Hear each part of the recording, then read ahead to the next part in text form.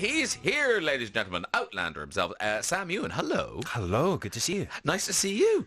So you bring us a new book, Clanlands in New Zealand. Obviously, this is a sequel to the first Clanlands. So because of the success of that book. But how did that one come about? That's a very good question. Yes. So the first book was an insight into this road trip. We went around Scotland, myself and Graham McTavish, in a camper van, exploring the culture, the heritage of Scotland. We were writing during COVID online. I was one half of the world, he was the other. And I realized at the time we were basically arguing. I could see as he typed, this is what happened. Oh, yes, had a great time. And then I realized that I completely disagreed with what happened. So it's an argument, basically, the whole book. Okay. Yeah. But did you do the road trip for the book, or it was the book after the road trip? So it's a companion piece to our TV show that I created called Men in Kilts, which is a six-parter. The first one in Scotland, all looking at the heritage and the culture and the history there. And we realised there's this great Scottish connection to New Zealand. So that's why we went to New Zealand. Ah, okay. And when you go to New Zealand, is it you and Graham putting it all together, or is there a kind of a New Zealand expert sort of going, okay, here are the things you've got to do? You would hope so, yeah. But no, we did. We put it all together. He lives there. He shot The Hobbit there. I've always wanted to go. So I'm huge into adrenaline sports, into history and culture. And there is this Scottish connection, which was so interesting. But also, not only that, the Maori people, learning about their heritage. Yeah. We got to go to Marae, which is their local sort of community. We got to learn the haka, which is the waka race. It was, a sort of a deep dive into their culture as well. And is it fair to say you are slightly keener on the adrenaline sports than Graham? Yeah, so in the first season when we were in Scotland, I realised when I pushed him over a cliff called Kilt Rock in the Isle of Skye, I realised that he hated it, and I realised this was TV gold. So I was like, who would like that? Right. He's he plays these brave Highlanders, but actually he's a bit of a pussycat. So I realised, okay, I love this. What is higher and more extreme? And in New Zealand, they created extreme sports. Yes. From bungee jumping to zorbing to, zip lining. And so I made him do it all. And did he survive? He survived. He survived, yeah. Did he grow to enjoy any of it? Do you know what? I think after a while, he was sort of just oblivious to it. I maybe too much adrenaline. He was sort of shell-shocked. So by the end, he was fine. So I put him on the Nevis swing, which is the highest bungee swing in New Zealand, where you fall backwards upside down. And he did cry, but there were sort of tears of happiness, I think. Yeah, that he was alive. Yes, he survived. But it's not just that. New Zealand, obviously, loads of delicious wine and food, and you do that too. We do, yes. He's a bit of an Epicurean. I too love my spirits. Of course, I have my own spirits company. But yeah, we went to Black Barn, which is an amazing wine producer there. And then we went to Fleur's place, which is this famous woman that has this old whaling house right on the tip of one of the islands there, the South Island. And she makes all these sort of traditional dishes like sort of fish cooked in kelp. And it was just amazing. So we filled our bellies. Wow. How long were you there for? Well, I was actually there 4 weeks, but actually at the same time I had to do the quarantine, the MIQ. So it was 10 days in sort of isolation, basically in a cell. Have they stopped that now? They have. But at the time, this was, 2 years ago now. And I almost lost my mind in there, actually. It was literally like being in prison. It sounds pretty grim. A friend of mine did it. Yeah. And, they just deliver the food. And, someone sort of knocks on your door and you get this sort of plate of something that's not very healthy, and then that's it. I paced up and down for days in my room. I kind of went almost mad. I thought, I'm going to escape this facility. And they boarded up my window. I don't know why, but I found out when I left there were other rooms that had like a balcony and people were sunbathing and they're out, and I was in this sort of airtight container, no view. I think they were trying to get their own back. Sorry, who are your representatives? Who do I need to talk to in New Zealand? Yeah, I think Sam Ewan needs new management because that's ridiculous. That's right. I guess they were starting the bar very low. So by the time I left New Zealand, I loved it. Well, no, I bet you did. I mean, anyone would have loved your trip, but after that, it must have been incredible. It was freedom. Freedom was incredible, and actually, I was slightly institutionalized by the end. I was kind of like, I didn't want to leave by the end of 10 days. Yeah. I sort of got myself a routine. But yes, it's an incredible country, amazing landscapes from, jungle, alpine to the shores, to, the maritime stuff as well. When we dived with great white sharks, we went kite surfing and everything. Yeah. And then how do you manage all the beautiful photography? How does that happen? Is somebody with you doing that?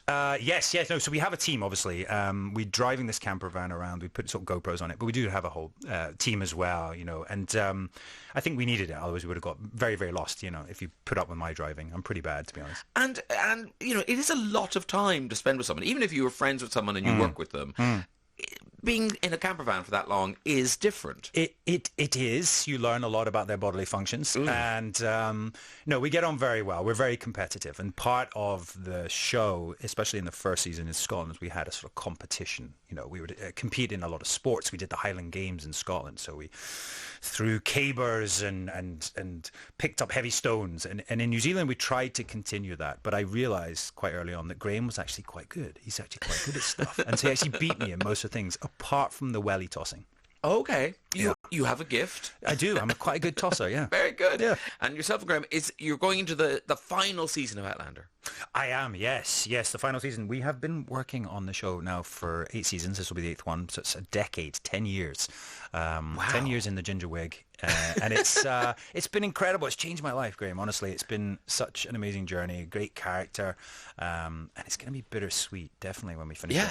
Yeah. And, obviously when you make something, you hope it's going to be a success. Right. But the fact, it's a very Scottish show, and yet it's taken off in America. People love it. It has. I mean, I think it's Scotland is one of the other characters in the show, and there's so much drama to be had, especially the historical side, because there's time travel, there's history, and we stick very close to the history. But actually now in the show, we're in America, and we're dealing with the American Revolution. But as I said, there's time travel as well. So we do hop back and forth to Scotland. Yeah. And I suppose when you started, you could never imagine that you'd be doing this 10 years later. Right. Yeah. No, when I got the job, and I remember my driver, who drives me today, and I remember saying to him, this won't last longer than, a season or 2 max, and there we are, 8 seasons later and 10 years. It's been an amazing journey, yeah. Yeah, and it's opened all these opportunities to you. You now, like you were saying, you now create your own booze. Yes, peddling my own wares. But I do, yeah, I'm a big, passionate spirits fan, and I created our multi-award-winning Scottish whiskey, the Sassenach, which has won so many double gold medals, but also now a platinum at the Spirits Awards in New York. And thank you very much. Yeah, thank you. Done. And we've collabed on a tequila, and now we've just released our wild Scottish gin. So I'll have to bring you some. No, because whiskey's the hard one, because you can't, gin, if you make it today, you can sell it tomorrow. Right. But whiskey takes a long time. It does. You've got to wait. And by the time you waited, 20 years, you're much older. But no, this is a blended whiskey, and I love, the Japanese blends, the Asian blends. And I realize, Scotland doesn't really have great blended whiskey. I mean, we're very famous for blended whiskey, but not so great premium stuff that is quintessentially Scottish. So we created this. I love it. It's delicious, and I'm gonna bring you cases of it. And you very bravely called it Sassenach. I did. It's once you've had a few of our whiskies, it's easier to say. But it is. Sassenach is an outsider, or dare we say, an English person. It used to be a derogatory term for an English person, but it is also the term that my character uses for his partner, his lover, Claire. It's a term of endearment. Oh, okay. And so when do you wrap Outlander? When do...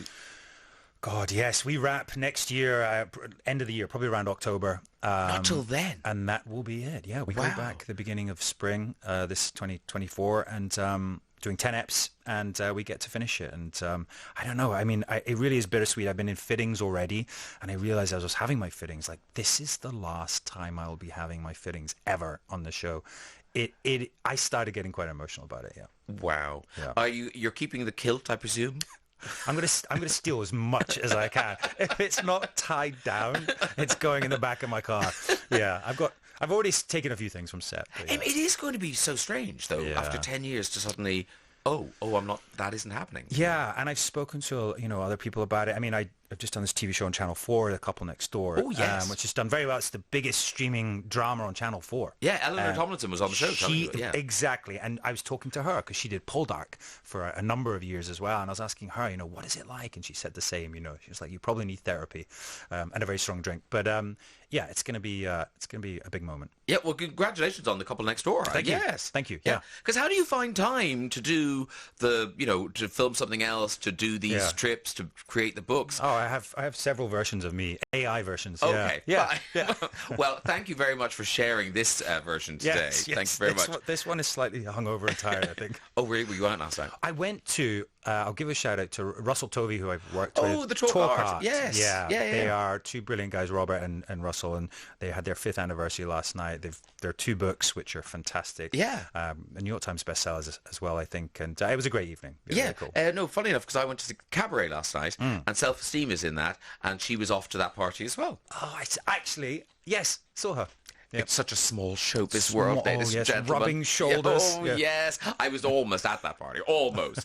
Samuel, congratulations on everything. Clanlands in New Zealand by yourself and Graham McTavish is out now in hardback.